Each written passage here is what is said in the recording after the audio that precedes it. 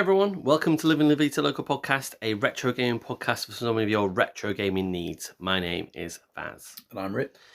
And we are going to pile through this podcast very quickly because we just literally about 2 minutes ago did our last week's episode of Assassin's Creed. Ran long, so we're going to be like, this is going to be like a 12-minute go. No, we'll take our time. This is one of our free play fortnightly episodes where we both take a game, keep it secret from our partner in crime, and then we review said game on the podcast, and then hopefully our partner will be able to guess the scores that's in our head from the review. Whilst I said we were going to have a very quick podcast, or like a good sized podcast, I've got 2 games, right. But I'm hoping they're not. I think that they both total about 7 hours, like as a total package. So mine aren't too bad. So let's go with length of game, or what you think a length of game is. That's it's just like either a minute or 10 hours long. Mine's longer, I believe. I can check if you give me long enough to type this thing. It will tell me.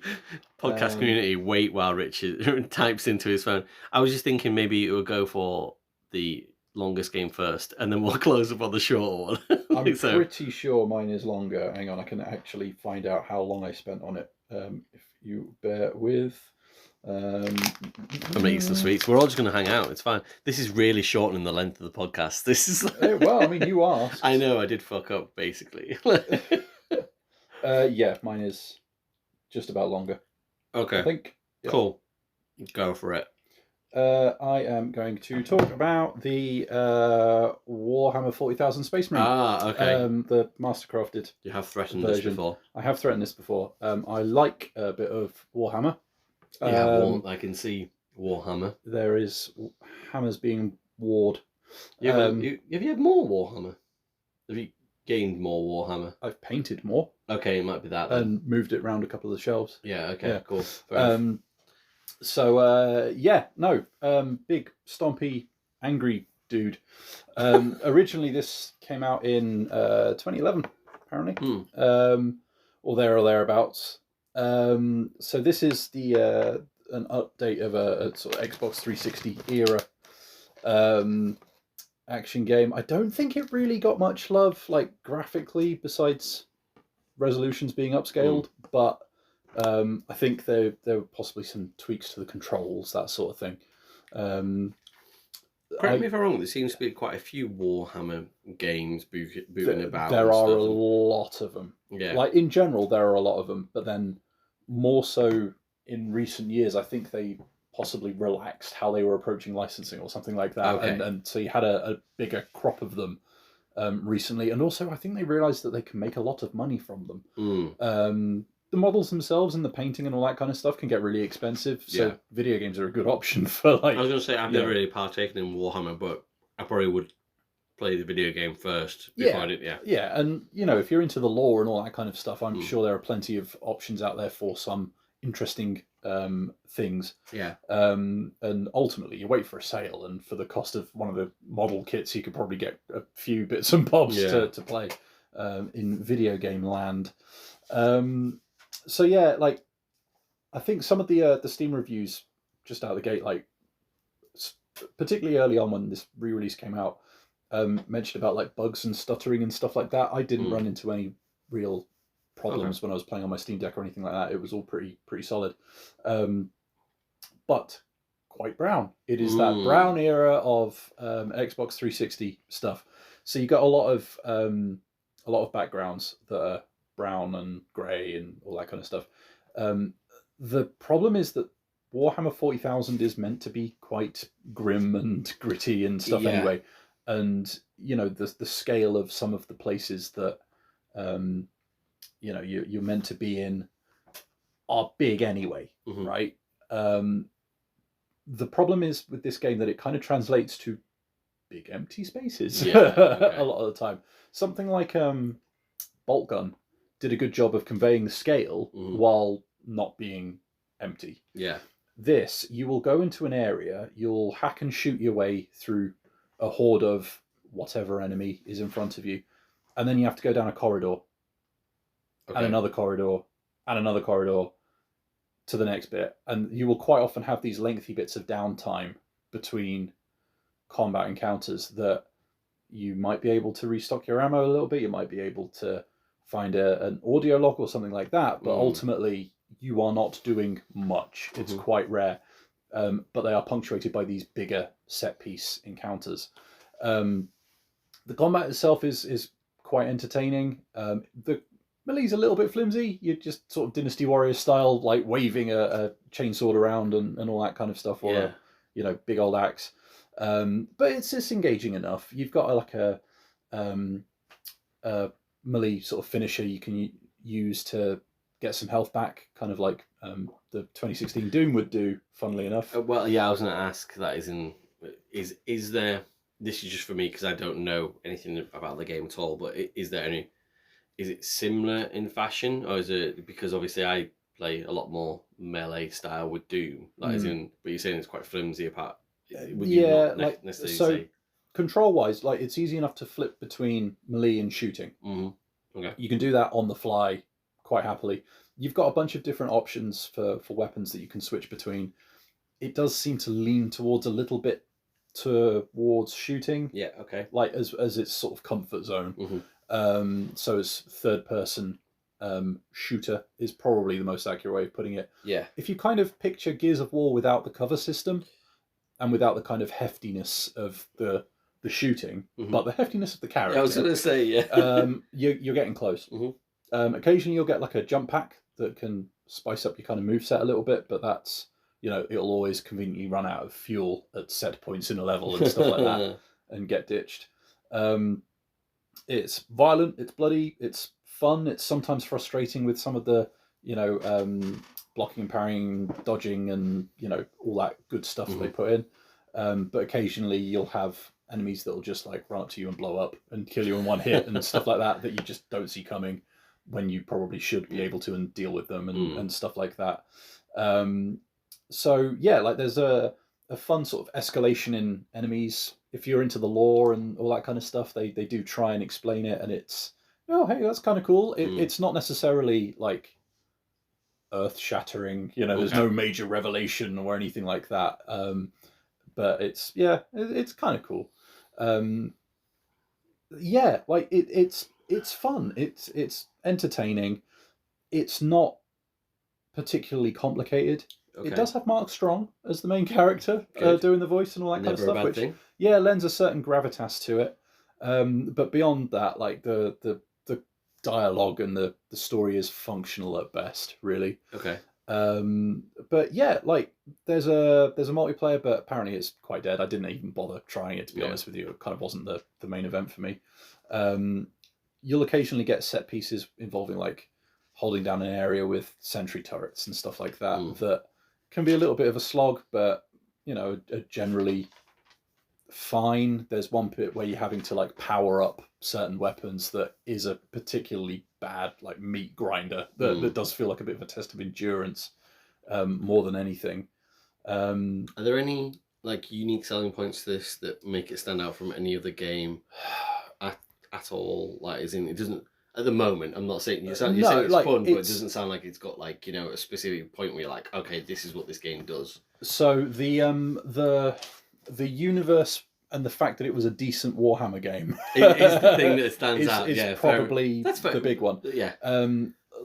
Mechanically, it's pretty derivative. Like it's there are plenty of things that do it similarly. Yeah. The thing that bugged me when I was looking at this and thinking about it was like, but compared to like when Gears of War came out, I'm pretty sure Gears of War was first. It was. Yeah, and certainly like, well, weirdly, you're gonna have to bear with me for this, but one of the games that came to mind for the kind of the smoothness of switching between shooting and melee was Devil May Cry. Okay. This is not anywhere near as frantic as that. And the shooting is much more like an actual proper third-person shooter where you can aim, you can, it plays more like you would expect rather than Devil May Cry's like lock on and then just unleash a barrage at them and stuff like that. So like mechanically, it's not doing a lot that's particularly unique or different. But it hangs together entertainingly enough. Yeah. The plot is broadly present. Like it's there, but it comes and goes. I've no real desire to go back and play it again, especially as now I've started in on Space Marine 2, and they've really jacked up the like crowd mechanics and stuff like that, and the hordes of enemies that are coming at you. So like you can see like tidal waves of enemies coming towards you that you can have a pop shot at, and they will get to you. All that kind of stuff.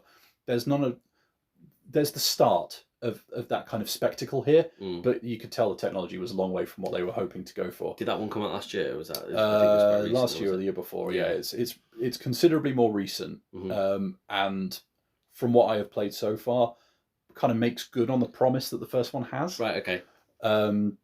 The first one, going back to it now, feels more like a proof of concept. Yeah. But it is fun, and it does all hang together well, and it's engaging enough. Like it wasn't a chore to go and play it.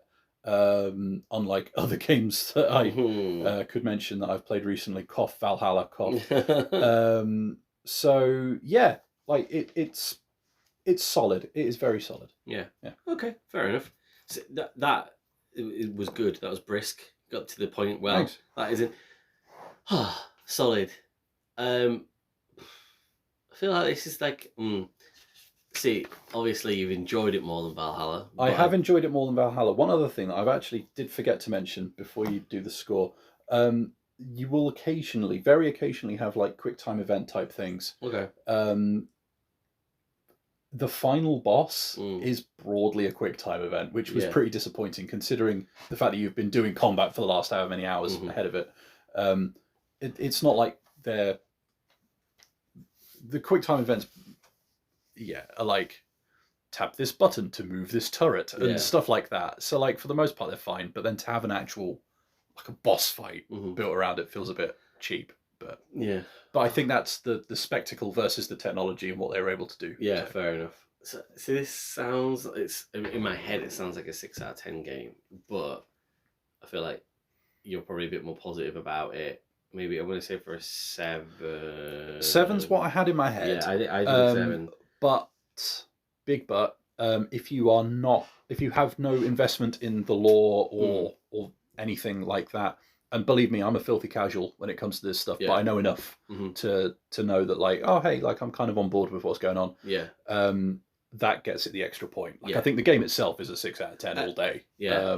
But yeah, 7 for me. But a functional Warhammer game, like, doesn't sound like, you're always guaranteed to necessarily get that and also have something that, would be interesting to people. Yeah, like there was a time when the quality would be a little bit sketchy potentially with some of them, I think, is fair to say. Nowadays, by and large, they're pretty solid all round. They're pretty good, a lot of them. Like, I've definitely in recent years upped my collection.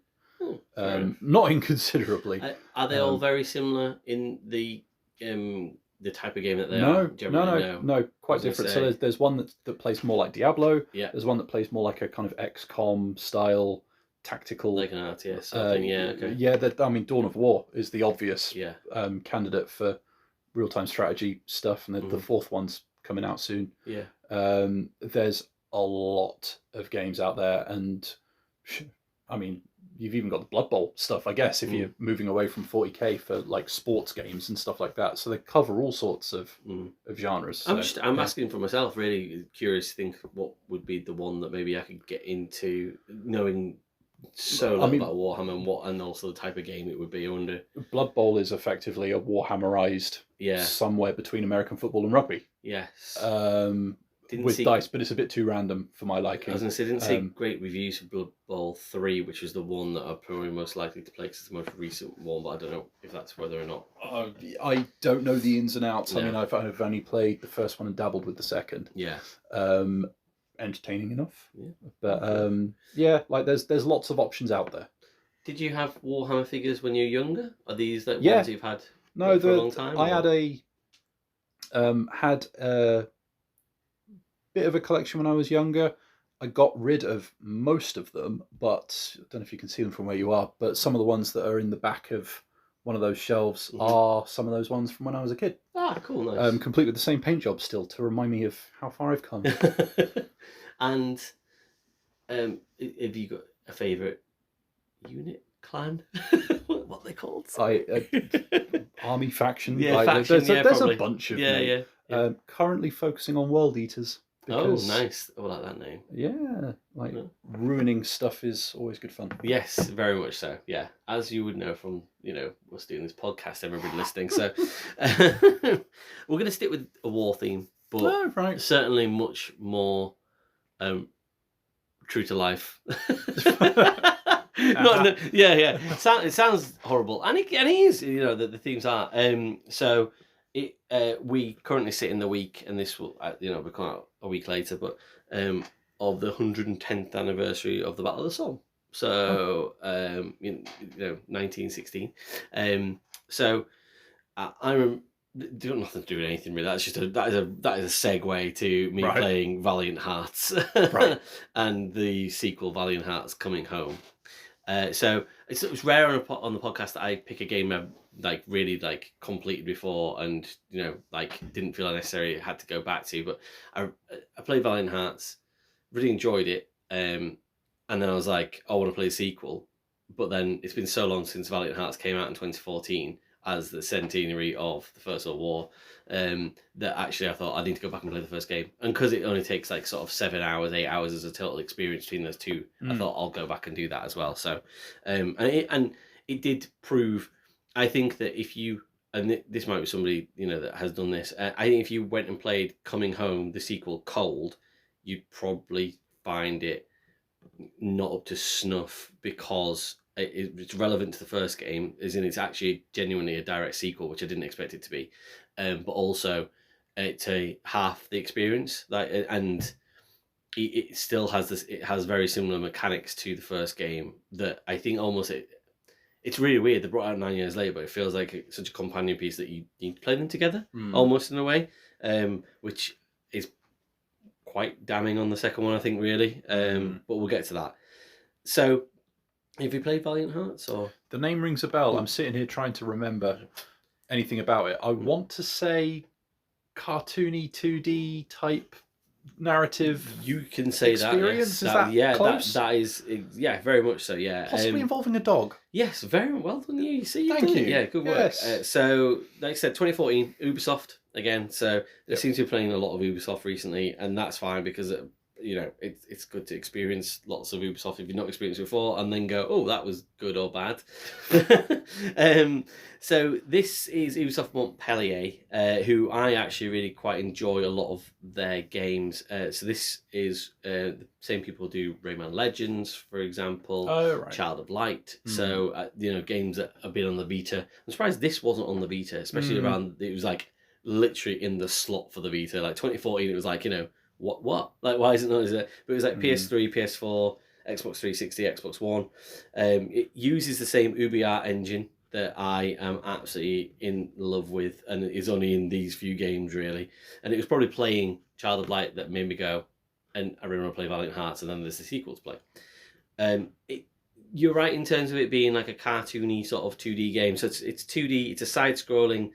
I'd say it's mostly a puzzle game out of anything. But it's also, and it's really relevant on point. We were speaking about Assassin's Creed last week, very much about historical artifact as well. So you pick up, I guess I want to call them trinkets or little items during the game that you play. And each time you do that, it provides you with some historical facts that you can access in the menu about the First World War.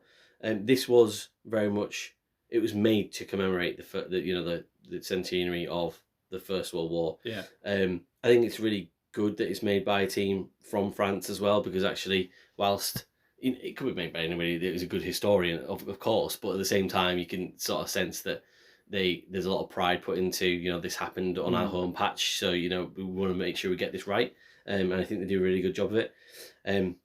It is a story-led experience as well. The facts are fascinating as well. That information in the background, you don't have to access it. I would highly recommend that you do, because I guess that whilst it isn't integral to the game. I think it really adds to it. It's like the discovery part of the Assassin's Creed that you said we spoke about. It's like it's a really good thing to do. There's nothing more than really reading sort of newspaper snippets effectively from the time, but they really kind of help bed in the rest of it. I'm going to show Rich my notes at this point to show that I had a war wound myself when I was writing these, a big paper cut. There is blood all over my Valiant Hearts notes. It's pretty smeary. Wow. I know, but I was in a flow of writing. I was like, so it was just bleeding, and I was like, I just need to wipe it on my notes. Just like so. Just get a tissue, you savage. Yeah. Never. These people suffered in the First World. I'll take a paper cut, Jesus. That story then, there's 4 different characters, so you play as all these at some point. You have Emile, who is a middle-aged Frenchman, and he's conscripted to the front line, part of the French army. Karl, who is his German son-in-law, and they're living in France together, but he then gets conscripted to go, so he's forced to leave his wife and baby boy and go fight the German army. So it's a good wrinkle there of, you will have people who were living in, in the borderlands between France and Germany and actually in the same family and being split up by the war in that way. Freddie, who is a black American soldier fighting with the Allies, and he's seeking to avenge a loved one from a tragedy that happened in Paris that was caused by the war. And then Anna, who is a Belgian nurse, and she's traversing the front line in search of her father, who's been kidnapped by the German army. There is I would say that I'm going to get these couple of gripes out of the way early, because for as historical sort of accuracy that it has, and the way that it shows itself as having a great story in this period of time and making it fit with, like you move around the front line, it'd be like, oh, this is the Battle of Somme, for example, and this is what happened, and there was lots of gas used in this battle, for example, so that you've got to put a gas mask on, and that becomes part of the gameplay mechanics. They do a fantastic job of making gameplay mechanics match the historical events that are happening, but also there is a scene-stealing, scene-chewing, like German nemesis, if you will, of Freddie, who clearly it was like, his blimp his Zeppelin was the one that dropped the bomb on his wife, for example, and stuff. And so you do get kind of a bit of I'm going to go after that guy sort of thing. Yeah. I think it's called Baron von Dorf, and it's fine. Do you know what I mean? He provides a couple of boss battles. The boss battles themselves are quite interesting. So you wouldn't get in any other game where yourself, at this point, I think it's Emile and Freddie kind of like combining to fight this boss. The Zeppelins crashed into Cologne Cathedral, for example, and so it's a lovely sort of setting, and like I say, in this beautiful Uber engine drawn really, really well. And then you're kind of like combining with Walt, who is the 5th character, which is the most important character that you kind of do play with, who's the dog. Right. So he's a Doberman pincher, and a lot of the puzzles and actions actually flow through him, which we'll come back to in a second.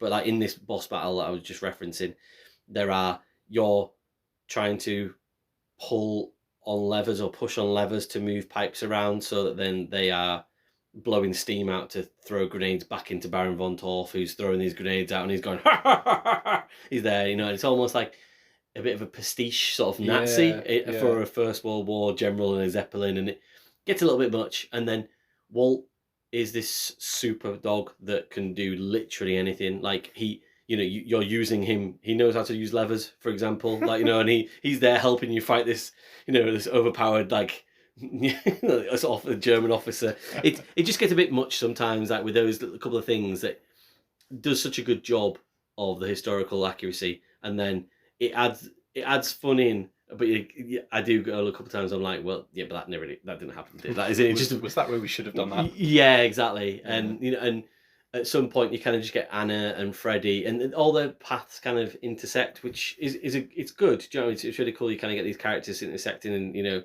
sort of forming relationships and things, and becoming friends. And all of it is completely silent as well. That is in. So there is a narrator. He provides really good gravitas without being too stoic as well. And like it just kind of narrates like a little bits here and there, some cutscenes between the levels. They all look incredible. It sounds incredible. But yeah, it's almost like there's a point where Anna, Freddie, and Emile are like just kind of like on a jolly jaunt across like the front line, picking whichever battle I want to go to, because it's like, oh well, this is what happens next historically, so it just so happens they're going over here, and it's a bit like it's a bit much, like it's almost like, well, no, that's again very Indiana Jonesy, like as in for something when you've spent so much time getting the historical accuracy. So not massive things certainly, but it's almost just little things that probably annoyed me a little bit. Most of the puzzles are, like I said, sort of solved by Walt. Whether he can dig for items, he can shuttle through small holes. Whilst this is a 2D side scroller, you do get some depth provided by Walt almost going into the background, and they do such a great job of detailing the background of the World War setting. Certainly when you're in the trenches, and it almost you can see. I'm trying to think of a great mechanic. So, for example, it might be you're in the foreground shuttling along, and there are machine guns firing at a certain point, and you have to wait and almost time your machine, to run between the machine guns. Yeah. None of that is ever necessarily really taxing. It's just waiting to the right time and making sure you know what's going on. Then you send Walt to go and find things. The number of German soldiers that have broken levers in their pocket is surprising. That isn't it. That it's like we need a lever for this. For this slot here. It's like, oh, that guy over there's got it. Send the dog. It's just like and Walt is a medic dog. Fair, so maybe he won't be noticed that much, but he's just allowed to run around this front line. Like, as in the Germans are just like, oh yeah, come and do what you want. Do you know what I mean? Like, and it's like, at some point, someone must get suspicious. This dog stealing all your things that you need. But yeah, it's quite fun. The puzzles are kind of like those river crossing logic puzzles. Oh yeah, very easy once you kind of get an idea what's going on. And I guess that's probably another thing I'd level at the game is almost it's not taxing. It's almost just like put A to B, put B to C, put C to B, back again, and things like that, and then you'll move onwards. So as a video game, there's not a lot to it, but that's also, and there's a little bit of a rhythm based sort of medical procedure as Anna as well, where you kind of just got to get almost like Parappa the Rapper style, get the buttons correct at the right time to sew stitches and things on like officers that you find that are injured. So I wouldn't say it's not necessarily the strongest type of video game, but they're just it has that je ne sais quoi of just being able to. I think they do such a good job of helping you live and breathe the front line of 1914 to 1918, and then also getting these really heartfelt stories in as well. And they don't veer away from, oh, these are all heroes. That is insane. Well, they all have heroic intentions, basically. Like you root for them, but tragedy strikes. That is in towards the end and things like that. No one, not everyone gets out alive, and as well, you would expect that to be the case when so many people died in such a big battle. It's just a brilliant citizen soldier sort of story that they managed to tell over the top of all these historical things that are going on. And that's the most impressive part of the game, really. So it's almost like a really cool historical artifact that has fun elements. Some of them are a bit, whether or not you think that they're the right thing or the wrong thing. It's just a really impressive way to tell a story over a historical backdrop. And considering we've just spoken about Assassin's Creed being, in certain circumstances, that case as well, but this was built completely to be non-violent, effectively. Yeah. There is a melee button, but you very rarely use it. You might just knock out a guard every so often with a soup ladle, for example. There is one level which is where you play as Carl, who he's taken captive by the French because he's the German soldier. And again, it's great to see both sides of the story. He all he really wants to do is get back to his wife and baby boy, and he gets, like I say, gets captured, and it's a POW camp escape, and that's really tense. And there's some good stealth moments in it as well. And again, there's all that puzzle of waiting for a bomb to drop in a certain area, or waiting for people who are searching for you in the woods, and you've got to like run at certain times between bushes and stuff. it gives a really, really good representation. And for something that when I first picked it up back in 2014 and played it, I thought maybe it was way more fun and interesting than I thought it was going to be, or had the right to be. You know, a couple of asides. Emil, for some reason, he never wears a shirt. He's always wearing around in a vest with a soup ladle. I'm like, at some point he would pick up a gun and a uniform, I assume. You know, I think that, you know, Anna just kind of like nips about town, almost like a bit like the Dark Knight, basically saving people. Like, you know, and everyone else is like, all the NPCs like dying from gas inhalation. She's just like, yeah, I'll save you, you know, fucking Batman over there and stuff. So I just think it's really thoughtful. Apart from those few little bits that I sort of mentioned, they do take that couple of chunks of liberty. But for me personally, as a bit of certainly as a war history sort of aficionado, I would, and if anybody else is, I would definitely implore them to play this game and see how much they enjoy it, and hopefully have a good, you know, get a good story out of it. So that's the first game. I don't know if you want to score that now or not. I mean, you were saying about playing them together and how you would suggest that you kind of need to play them together. So I was wondering if I should score them as one thing. Ah, okay, fair enough. Or cool, separately. Good. So I would say that you don't need to play them together. You could just play the first one and enjoy the first one for what it is. But let's do it that way, because actually, I would still recommend you playing them as a whole package. Right. I would say, coming home then. So it's 2023. It was made by a developer called Old School Games, and in association with Ubisoft Montpellier. It was actually exclusive for mobile devices, and then a year later they released it on console. Which it was actually, I think it was a Netflix, like a mobile Netflix game. That was like what it was released on, which is just at like kind of peak. Crazy. Yeah, when Netflix were like, oh, we're going to do games and that, you know. So for them to take that punt on that and go, we're doing the sequel to Valiant Hearts. That is one of our games. Weird. Wow. So I was a bit like, oh, well, I want to play that. And then eventually they brought it out to console anyway. So I would genuinely struggle to name a single other Netflix game. No, I know. I mean, I know games have been ported to Netflix, but I don't know one that was like exclusively made for it. So it's not made in the UbiArt engine because it doesn't exist anymore, but they do a job with, I mean, clearly it's been superseded by an engine that could do the exact same thing. So it looks absolutely incredibly drawn and beautiful again. So, and it's very much of the same sort of ilk. Like you kind of doing puzzles and flowing through a story-led overlay on top of events of the First World War. What they did here was, so I can't remember where the first game finishes in terms of actual timing. I think it might have been 1917, because this almost goes, oh, we missed that last year of the war, didn't we? Like, and then they go, we should probably tag that on. Like, as in, so the stories in this are all focused in the time that the USA joined the war. Right. So very much from the start of 1918.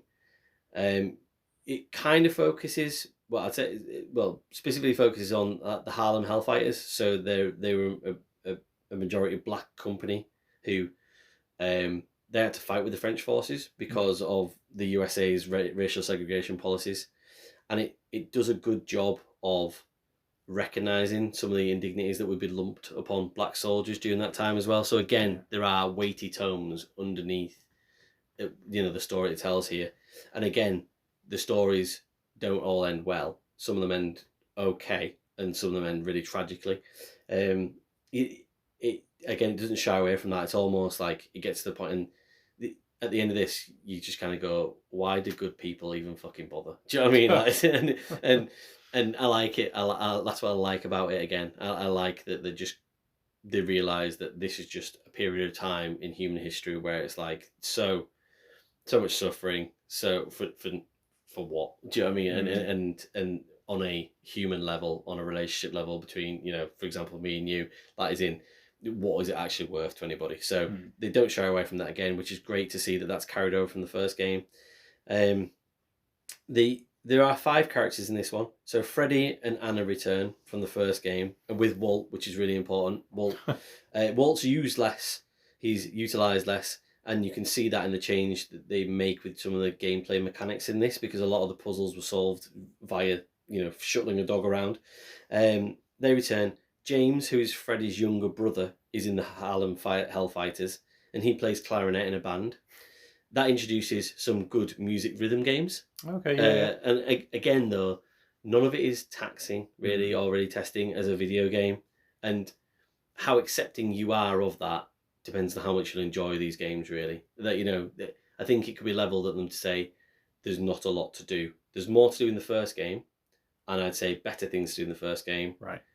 This one definitely can see its mobile roots almost in a way. You can see where, this was a touchscreen game. This was a touchscreen game kind of thing. You only need one button for this bit. Yeah, exactly. Yeah. So they adapt it well enough to consoles. You don't. It's not notable in a bad way. It's just you notice it. Yeah. Then you get Ernst, who is a German submariner who kind of wants nothing to do with the war.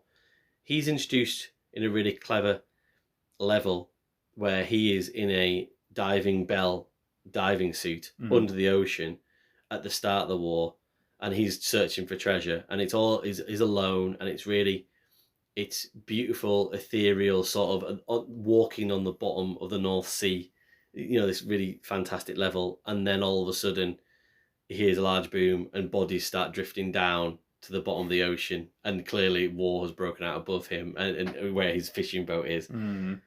Genius. So very on the nose almost in a way, but then it's quite shocking just to sort of think this person that his life has just been completely upended by this thing that's happening.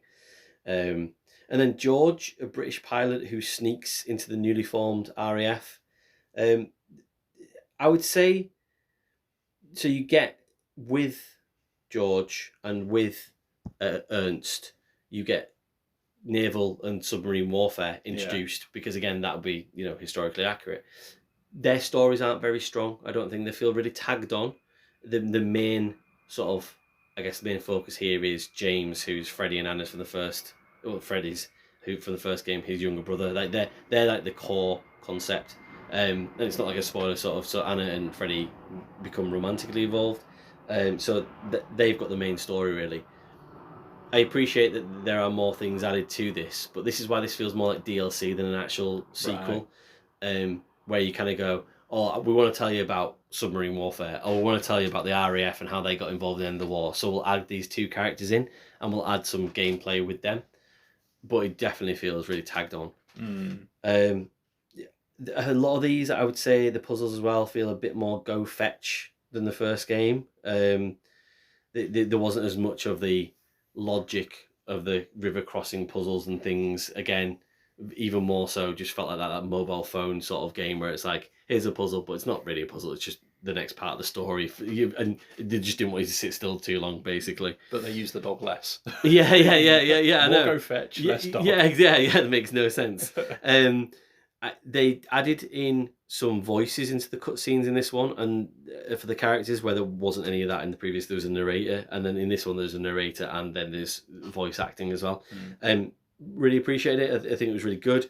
Definitely seemed to be more intention to tell the story through the characters in this one, in doing that, and through the cutscenes even. Whereas the previous one, a lot of the story, I preferred it in the first one, where it was like, I know we kind of differ necessarily on, differ a little bit on silent protagonists, but it's not all silent. They have like sort of speech bubbles saying, this is what I need, or this is what this person needs and things. And then the narrator does a good job of filling in those gaps. Whereas this one, with the characters speaking, they do a great job voice acting and things, but I didn't necessarily need it either. I just think that this is like very, very good at just adding on an end piece. I could have got away with not having this existing at all. I appreciate that it does, and I appreciate the message of sort of brotherhood it puts through it.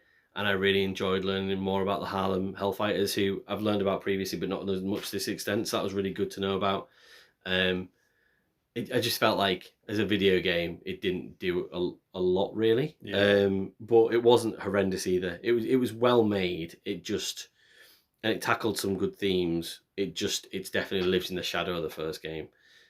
So whilst it is advertised as a sequel, I would definitely say that this is more of a DLC. I think it took me about 2 hours to complete, and I felt like I didn't interact with the game very much. Certainly not as much as the first game, anyway. Right. So, and that's kind of where it sits really. So as a whole historical package, and the exact same things happen in the second game where you can read facts again, and it's very much they do a good job of just porting over everything for the first game that works really well, and then just kind of like putting a different twist on it. So yeah, I really appreciate that they exist, and certainly the first game, I was really impressed by it, like and what it did. But it depends on who you are, I think, as well, whether or not you'd like it as a video game or not. I don't know, from me speaking, what you feel about that, and would that be something you'd be interested in, or would it be... No. Yeah, no, that is the short answer to that. And the reason I know this is that I played the demo of Valiant Hearts back in the day, and was like, cool. That'll be there for someone. Yes. But me. Yeah, that's the thing. It just wasn't for me. And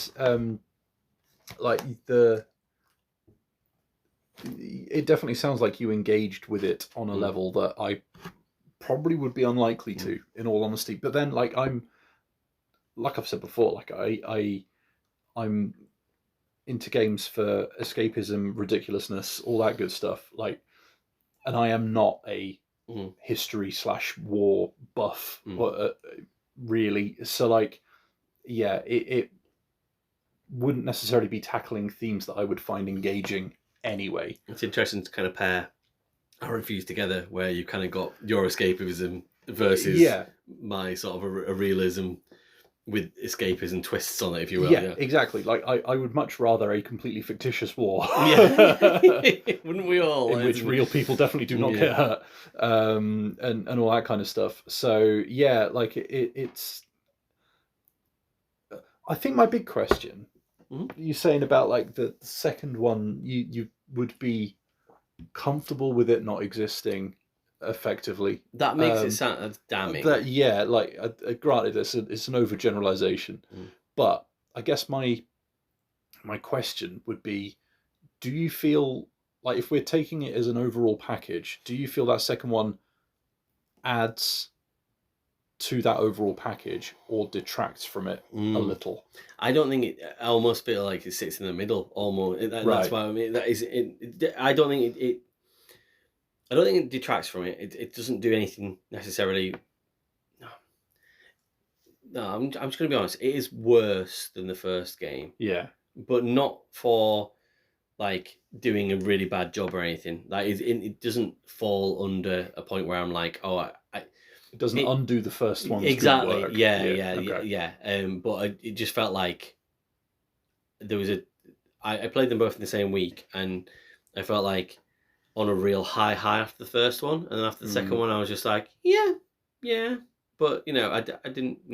I'm all right without it as well. So cool. Well, not like yeah. I've just reduced this down to noises now. But as a complete package, I've stuck it on the spreadsheet as 8 out of 10. Oh, okay.